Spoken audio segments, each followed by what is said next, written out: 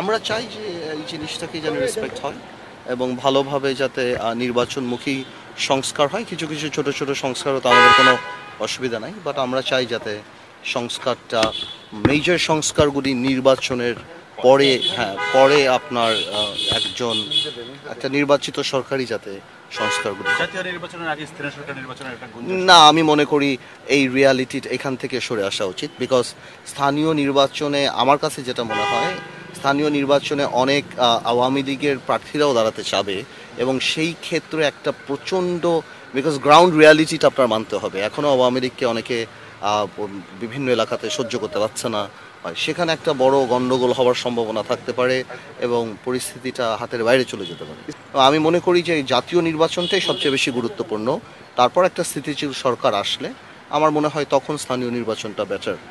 এর আগে যদি করা হয়, আমার মনে হয় যেহেতু স্থানীয় নির্বাচন আপনি কাউকে থামাতে পারবেন না, সবাই করবে, সেই ক্ষেত্রে একটা বড় গণ্ডগোল বা পরিস্থিতি, আমরা মনে করি যে একটা গণ্ডগোল হয়ে দেশের পরিস্থিতিটা একটা আবার নতুন দিকে চলে যাওয়ার একটা সম্ভাবনা থাকে। আমি মনে করি জাতীয় নির্বাচনই ফোকাস করা উচিত। আমরা চাচ্ছি যে সংস্কারগুলি হয়ে নির্বাচনটা হোক, এমন কোনো সংস্কার হাতে নেওয়া উচিত হবে না যেটা জনগণ চায় যে জনগণের সরকার করবে, এবং এমন কোনো হবে না যেটা টাইম কনজিউমিং হবে এবং কোনো কারণে নির্বাচন আরও বিলম্বিত হবে।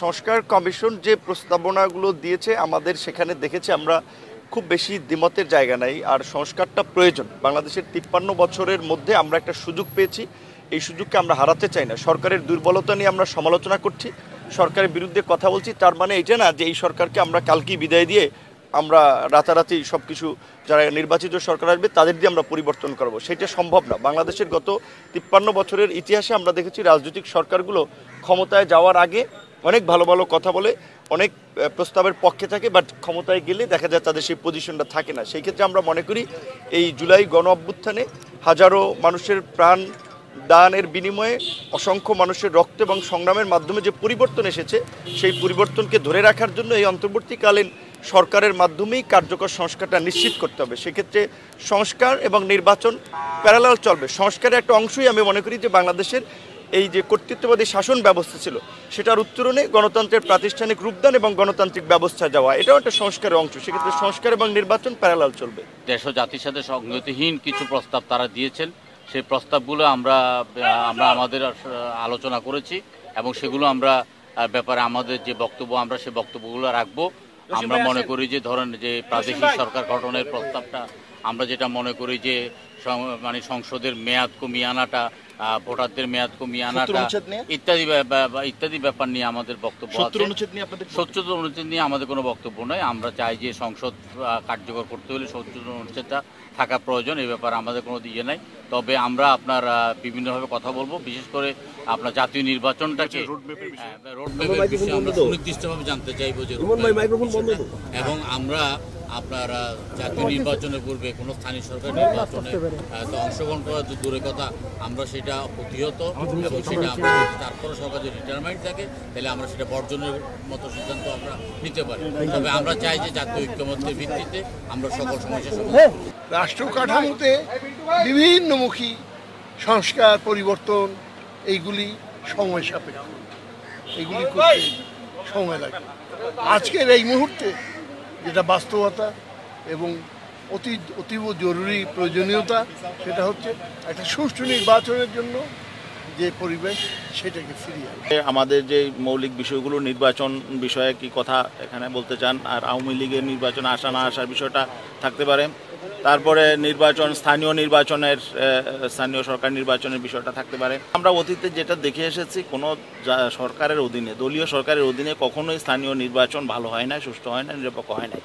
এই জন্য আমাদের কথা হলো শুধু এই নির্বাচন না, যেহেতু আমাদের এখানে সংস্কার প্রস্তাবে আছে, সংবিধান সংস্কার প্রস্তাবে যে তত্ত্বাবধায়ক সরকার ব্যবস্থা আসবে, আমরা চাই ভবিষ্যতেও যেন তত্ত্বাবধায়ক সরকার জাতীয় নির্বাচনও করুক এবং স্থানীয় নির্বাচনও করুক। সেক্ষেত্রে স্থানীয় নির্বাচনটা আগে হবে, আগে হলে তাহলে একটা নিরপেক্ষ স্থানীয় সরকার হবে আমাদের বিশ্বাস, অতীতের মতো সেভাবে আর হবে না। এই জন্য আমরা আমাদের কথা থাকবে স্থানীয় নির্বাচনটা আগে হোক এবং আগামী 6 মাসের মধ্যে সকল স্থানীয় নির্বাচন হয়ে যাওয়াটা আমাদের প্রত্যাশা। কনসেনসাস কমিশন গঠন হয়েছে, আমরা সেই কমিশনের আহ্বানে আসছি। চিফ অ্যাডভাইজার সেই কমিশনের প্রধান, তিনি সকল রাজনৈতিক দলকে হয়তো আহ্বান করেছেন সংস্কারের বিষয়গুলোতে কিভাবে সহজে জাতীয় ঐক্যমতে পৌঁছানো যায় সে ব্যাপারেই হয়তো উনি আলোচনা করবেন। আমরা ওনার আলোচনা শুনি এবং আমরা সেখানে আমাদের মতামত দিয়ে আমরা সরকারকে সহযোগিতা করব। সংস্কার বিষয়ে জামায়াত ইসলামী ঐক্যমতের ভিত্তিতে সরকারকে সহযোগিতা করবে, সে ব্যাপারেই আমরা ইনশাআল্লাহ সরকারের আলোচনা শুনে আমরা আমাদের ভূমিকা ইনশাআল্লাহ রাখবো। বাংলাদেশের ইতিহাসে একটা খুবই ইম্পর্টেন্ট একটা দিন। আপনারা জানেন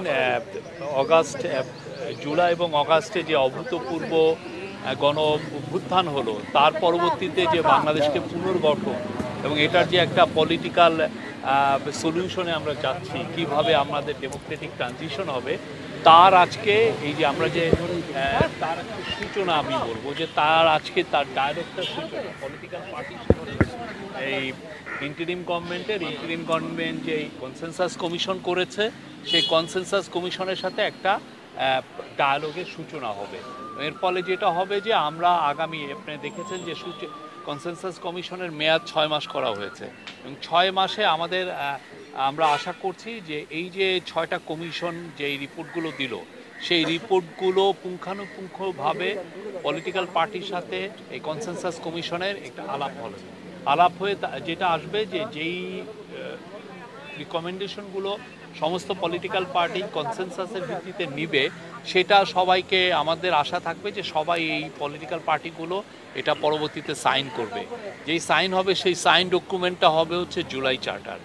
সেই জুলাই চার্টারের উপরে নির্ভর করবে যে আমাদের ইলেকশনের ডেটটা কবে। তা অলরেডি আপনারা দেখেছেন প্রফেসর ইউনূস বলেছেন যে মোস্ট লাইকলি ইলেকশনটা হবে এই ডিসেম্বরের মধ্যে, হ্যাঁ। এবং তার উপর এবং সেক্ষেত্রে আমরা হয়তো কিছু রিকমেন্ডেশন বাস্তবায়ন করে যেতে পারবো। পরবর্তীতে পলিটিক্যাল পার্টিগুলো যারা এখানে সিগনেটরি ছিল, তারা যারা ইলেকশনে জিতবে, এরা কন্টিনিউ করবে।